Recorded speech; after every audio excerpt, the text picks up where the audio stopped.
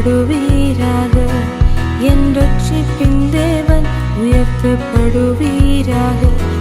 என் கண்மலையானவர் துதிக்கப்படுவீராக. என் ரட்சிப்பின் தேவன் உயர்த்தப்படுவீராக. நீரின் கண்மலை, என் கோட்டை, என் ரட்சகர், என் தேவன். நான் நம்பும் துருகம், என் கேடகம், உயர்ந்த அடைக்கலம், ரட்சண்ய கொம்பு. என் பலனாகிய கர்த்தாவே, நானும் அன்பு கூறுவேன். என் பலனாகிய கர்த்தாவே, நானும் அன்பு கூறுவேன். கண்மலையானவர் துதிக்கப்படுவீராக. என் ரட்சிப்பின் தேவன் உயர்த்தப்படுவீராக. என் கண்மலையானவர் துதிக்கப்படுவீராக. என் ரட்சிப்பின் தேவன் உயர்த்தப்படுவீராக. நீரின் கண்மலை, என் கோட்டை, என் ரட்சகர், என் தேவன். நான் நம்பும் துருகம், என் கேடகம், உயர்ந்த அடைக்கலம், ரட்சண்ய கொம்பு. என் பலனாகிய கர்த்தாவே, நானும் அன்பு கூறுவேன். என் பலனாகிய கர்த்தாவே, நானும் அன்பு கூறுவேன்.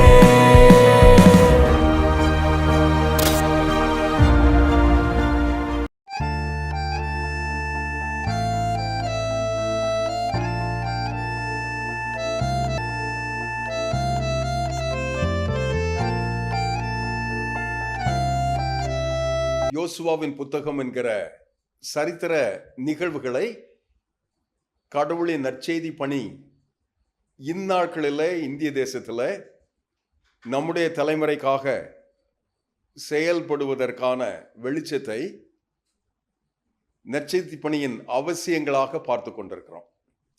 ஆகமங்களின் வழியாக பார்த்தோம், இப்போது சரித்திர புத்தகங்கள் வழியாக பார்க்கிறோம். யோசுவாவின் புத்தகம் 6வது அதிகாரத்தில் கர்த்தர் யோசுவாவோடு இருந்தார் என்பதற்கான ஒரு ஆழமான தடயமாக எரிகோ என்கிற மிகப்பெரிய மதில் சுவர், அலங்கம் பழைய தமிழில் மிகப்பெரிய அந்த நகரத்தின் மதில் சுவர் வீழ்ந்தது. கர்த்தர் நம்மோடு இருப்பார் என்றால் வீழக்கூடாதது வீழ்கிறது, நடக்கக்கூடாதது நடக்கிறது, நிகழக்கூடாதது நிகழ்கிறது. ஆச்சரியப்பட்டு பிரமிப்பதற்காக கர்த்தர் இவைகளை தம்முடைய திரு திட்டத்தில் இஸ்ரவேல் என்கிற தம்முடைய எண்ணத்திற்கு அதை நிறைவேற்றுகிறார். இதைத்தான் இந்த 6ஆம் அதிகாரத்தின் 27 வசனங்களும் அந்த முழு அதிகாரத்தையும் கூறுகிறது. எப்படி நடைபெறுகிறது? 1ஆம் வசனம் கூறுகிறது, எரிகோ இஸ்ரவேல் புத்திரருக்கு முன்பாக அடைக்கப்பட்டிருந்தது, ஒருவரும் வெளியே போகவும் இல்லை, ஒருவரும் உள்ளே வரவும் இல்லை. கர்த்தர் யோசுவாவை நோக்கி, இதோ எரிகோவையும் அதன் ராஜாவையும் யுத்த வீரர்களையும் உன் கையில் ஒப்பு கொடுத்தேன். யுத்த புருஷராகிய நீங்கள் அனைவரும் பட்டணத்தை சூழ்ந்து ஒரு தரம் சுற்றி வாருங்கள்.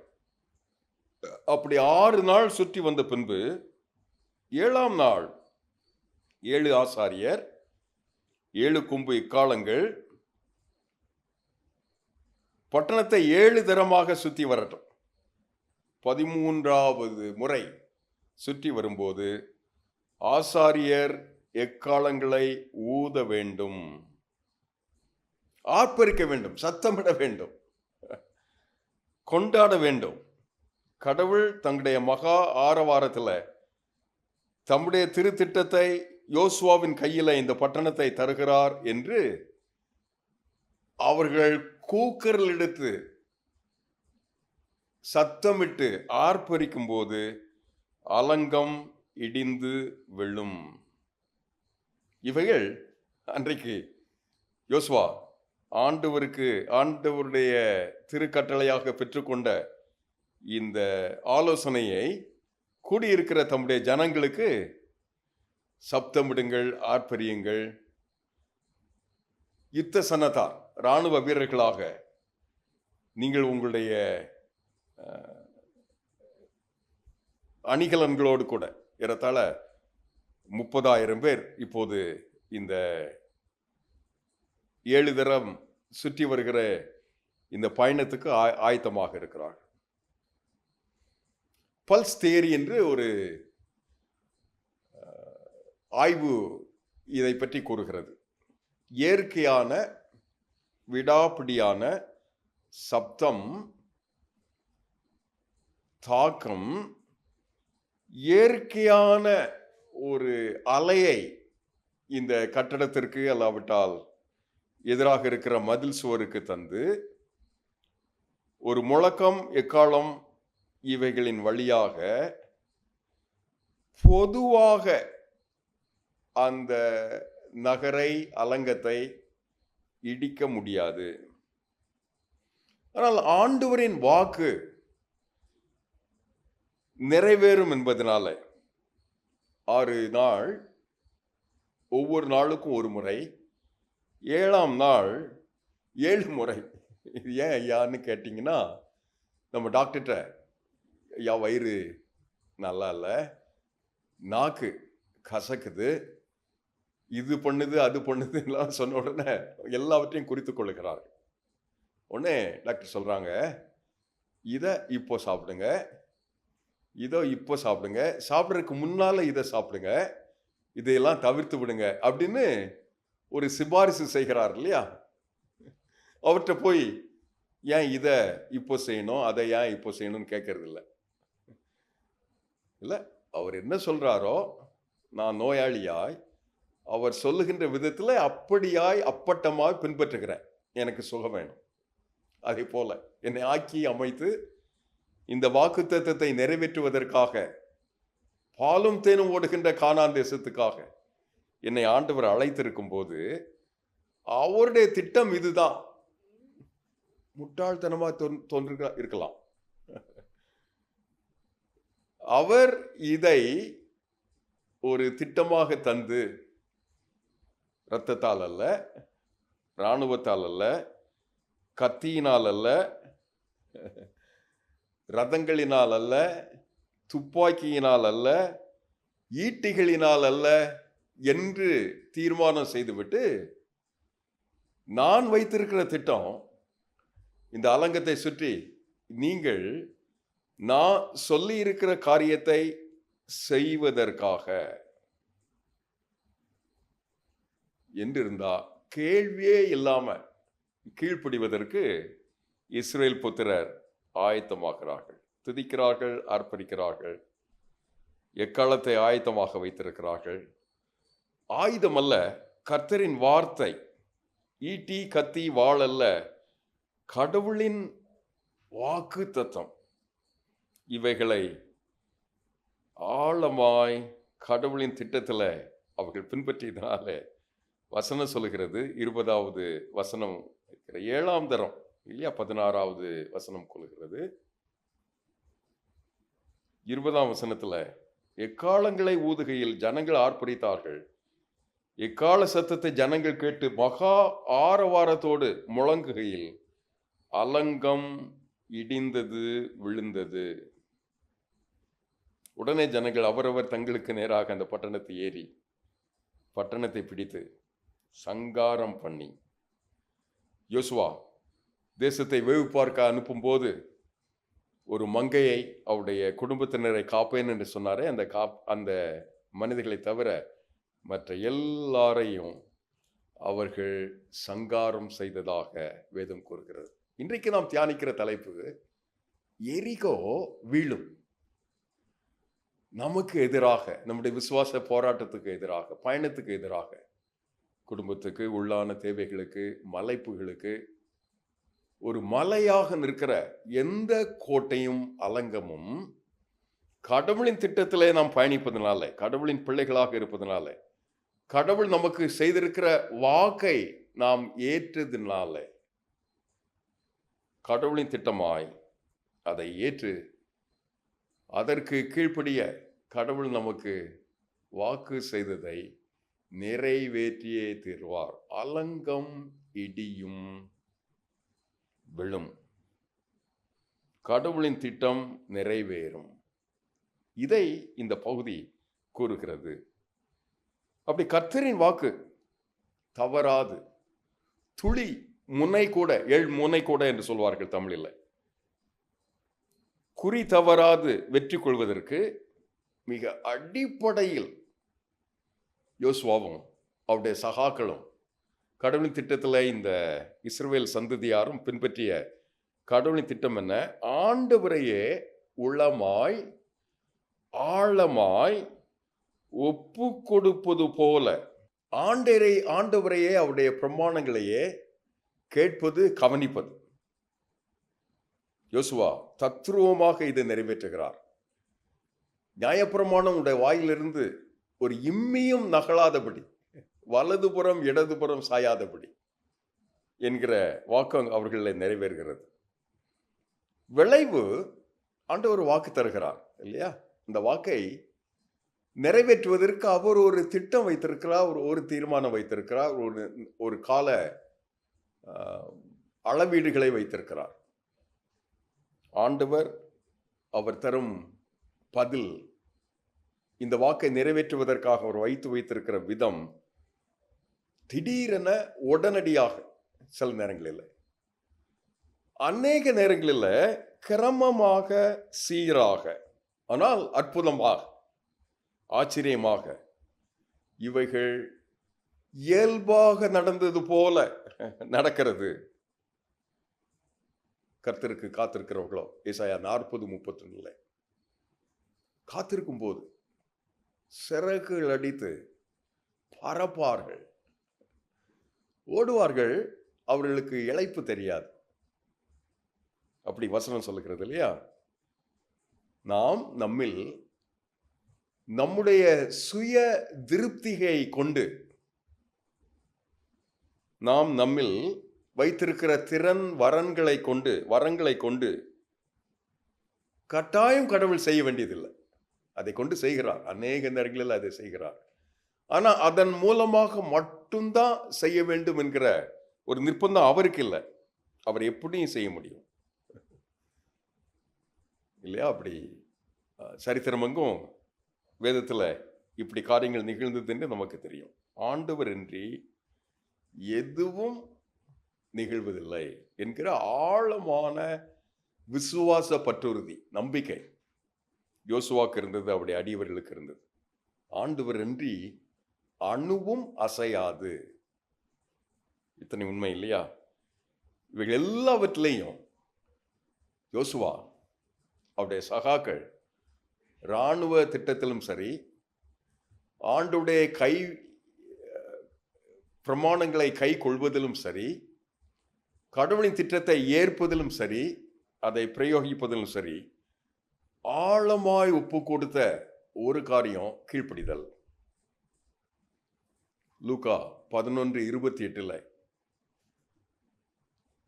இந்த நற்செய்தி பாடம் நமக்கு அதை அழகாக கற்றுத்தருகிறது. கீழ்ப்படிதலே மேல்படி. அப்படிப்பட்ட கிருபை ஆண்டவர் யோசுவாவுக்கு அவரோடு கூட கர்த்தர் இருந்தார் என்பதற்காக தருகிறது. இறுதியாய் ஆண்டவர் வாக்கு தந்தது நிச்சயம் நிறைவேறும். நான் நாள், நேரம், காலம், வேளை, சூழல், அதன் பின்னணி எத்தனையோ விதங்களாக இருந்தாலும் கடவுள் செய்த வாக்குத்தத்தத்தை நிறைவேறும். அந்த வாக்குத்தத்தத்தை நிறைவேறுவதற்காக ஆண்டவர் தம்முடைய வல்லமையை அற்புதமாக வெளிப்படுத்துவார். என்ன விதமான தேவையில இன்றைக்கு இந்த வசனத்தை நீங்க கேட்டுக்கொண்டிருப்பீங்களோ தெரியும். யோசுவாவோடு கூட கர்த்தர் அப்படி இருந்ததுனால ஒருவரும் வெளி வராத ஒரு எரிகோ கோட்டையில ஒருவரும் உள்ளே செல்ல முடியாத, யாரும் அடைக்க முடியாது இப்படி திறக்கிறவர், திறக்க முடியாது இப்படி அடைக்கிறவர், உட்புகுந்து காரியங்கள் நிகழ்த்துவதற்காய் அலங்கம், ஒரு ஈட்டி இல்லாம, ஒரு இராணுவ தளவாடம் இல்லாம புல்டோசர் வச்சு இப்போ சபைகள் இடிக்கப்படுகிறது. சபை மாந்தர்கள், எளிய மனிதர்கள் துண்டாடப்படுகிறார்கள். அவருடைய குடும்பங்கள் என்னெல்லாமோ அல்லல் படுகிறது. ஆனால் வசனம் சொல்லுது, கர்த்தர் அவருடைய வாக்குத்தத்தத்தை நிறைவேற்றுவதற்காக யோசுவாவோடு கூட இருந்தார். எரிகோ வீழும். கடவுளுக்கு விரோதமாய், கடவுளின் திருத்திட்டத்துக்கு விரோதமாய், என்னுடைய ஆவிக்குரிய பயணத்திற்கு தடையாய் ஆண்டவர் செய்து வைத்திருக்கிற மகத்தான திட்டத்தை இந்த பூமியில் நிறைவேற்றுவதற்கு தடையாய் எதுவும் மதிலாய், கோட்டையாய், அலங்கமாய், சுவராய், மலைப்பாய் நின்னாலும் அது தகரும். ஏனென்றால் இதை ஆண்டவர் பார்க்கிறார், அவருடைய வல்லமைக்காக காத்திருக்கிறார். நாம் மட்டும் செய்ய வேண்டியது அக்கறையாய் வாக்கு செய்தது நிறைவேற்றணும். அந்த முழு தேசத்தை சுதந்திரிப்பதற்காக செய்யும்போது கண்மூடித்தனமாக போகல. கர்த்தருடைய பிள்ளைகள் வேவு பார்க்கும்போது தந்த வாக்கு தத்துவத்தை நிறைவேற்றுவதற்காக கவனமாக இருந்தார்கள். எத்தனை கவனமாக இருக்கிறார்கள்! யுத்த சன்னத்தார் இல்லை, இராணுவ வீரர்கள் தங்களுடைய தளவாடங்களோடு கூட தான் பயணம் செய்கிறார்கள். ஆனா தளவாடத்தின் மேல அவர்களுக்கு நம்பிக்கை இல்லை, இராணுவ யுக்தியின் மேல நம்பிக்கை இல்லை, அணுகுமுறை மேல நம்பிக்கை இல்லை. அதற்கெல்லாம் ஆயத்தமாக இருந்தார்கள். ஆனா இந்த ஆண்டவரின் பேர்ல நம்பிக்கை. ஆண்டவரை பின்பற்று, ஆண்டவரையே கேள், கவனி, ஆண்டவரே நோக்கு என்று வாழ். விளைவு உடனடியாக திடீரென என்று இருக்க வேண்டிய அவசியம் இல்லை. கிரமமாக, சீராக, ஆனால் வெகு சிறப்பாக அவருடைய விதத்தில் நாம் நம்மில் நம்மோடு கூட இருக்கிற சுய திருப்தியில இல்லை, ஆண்டவரே அல்லாம எதுவும் நிகழாது என்று அவரையே சதமாக நம்பி வாழ்ந்து கீழ்ப்படிதலே காரியம் என்று இருக்கும்போது, ஆண்டவரின் திட்டம்படி, ஆண்டவரின் வாக்குப்படி, ஆண்டவர்களுக்கு சொன்ன விதத்தின்படி, விவரத்தின்படி யோசுவா அவர்களை நடத்தியதுனால ஆண்டவரின் வாக்கு நிறைவேறும். சினர்ஜி இந்தியா மிஷன் என்று அழைக்கப்படுகிற சினர்ஜி இந்தியா மிஷனரி இயக்கமாய் இந்த ஊழியத்தை இந்த தொலைக்காட்சியின் வழியாக செய்து கொண்டிருக்கிறோம்.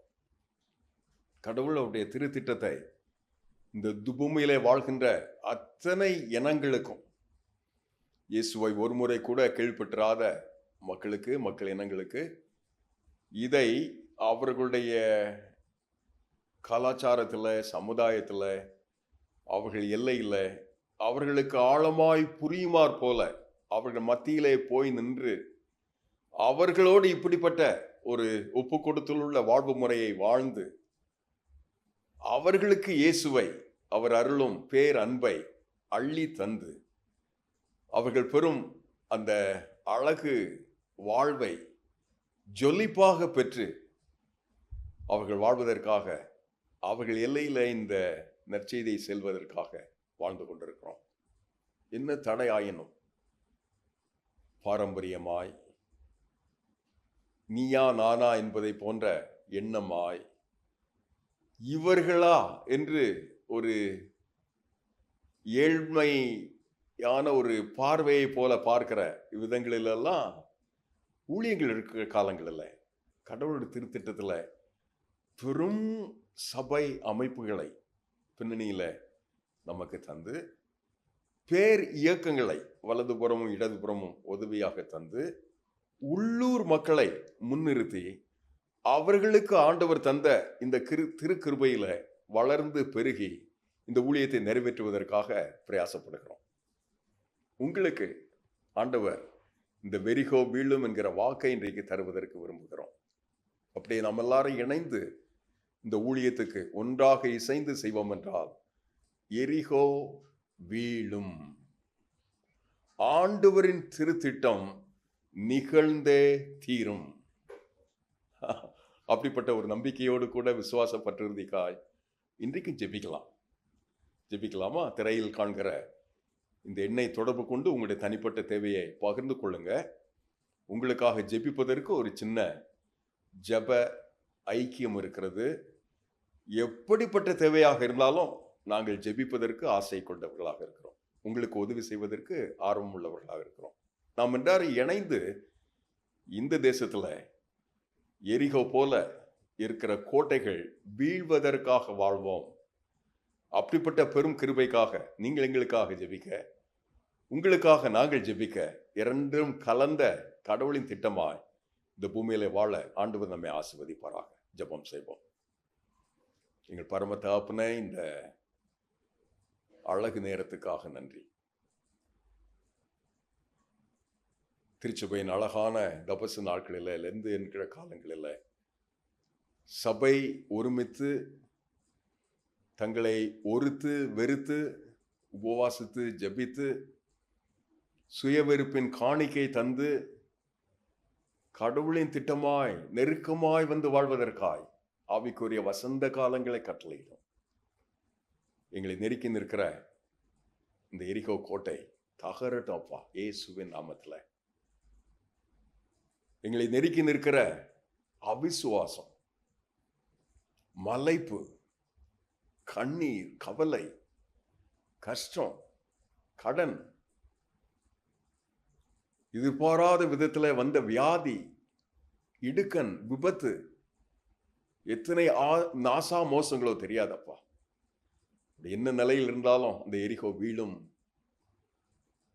அந்த எரிகோ வீழும் என்கிற பெரும் நம்பிக்கை கொண்டு நாங்கள் வாழ்ந்து சுகித்திருந்து உங்களுடைய திருக்கிருபையை நிறைவாக பெற்று அந்த எரிகோ எங்கள் நாட்டில், எங்கள் தலைமுறையில், உலகெங்கும் இருக்கிற எங்கள் இனங்களுக்கு சென்று சேர்வதற்கு எரிகோ வீழட்டோம்ப்பா. அதை நீரே செய்திருந்து இருக்கட்டும். அந்த கிருபையை எங்களுக்கு இந்த காலங்களில் கட்டளையிடும். எங்களோட வாரம் இயேசுவின் நாமத்தில் தாழ்மையாய் ஜெபிக்கிறோம் நல்ல பிதாவே. தலையானவர் துதிக்கப்படுவீராக, என் ரட்சிப்பின் தேவன் உயர்த்தப்படுவீராக. என் கண்மலையானவர் துதிக்கப்படுவீராக, என் ரட்சிப்பின் தேவன் உயர்த்தப்படுவீராக. நீரின் கண்மலை, என் கோட்டை, என் ரட்சகர், என் தேவன். நான் நம்பும் துருகம், என் கேடகம், உயர்ந்த அடைக்கலம், ரட்சண்ய கொம்பு, என் பலனாகிய கர்த்தாவே, நானும் அன்பு கூறுவேன். என் பலனாகிய கர்த்தாவே, நானும் அன்பு கூறுவேன். படுவீராக, என் ரட்சிப்பின் தேவன் உயர்த்தப்படுவீராக. நீரின் கண்மலை, என் கோட்டை, என் ரட்சகர், என் தேவன். நான் நம்பும் துருகம், என் கேடகம், உயர்ந்த அடைக்கலம், ரட்சண்ய கொம்பு, என் பலனாகிய கர்த்தாவே, நானும் அன்பு கூறுவேன். என் பலனாகிய கர்த்தாவே, நானும் அன்பு கூறுவேன். கண்மலையானவர் துதிக்கப்படுவீராக, என் ரட்சிப்பின் தேவன் உயர்த்தப்படுவீராக.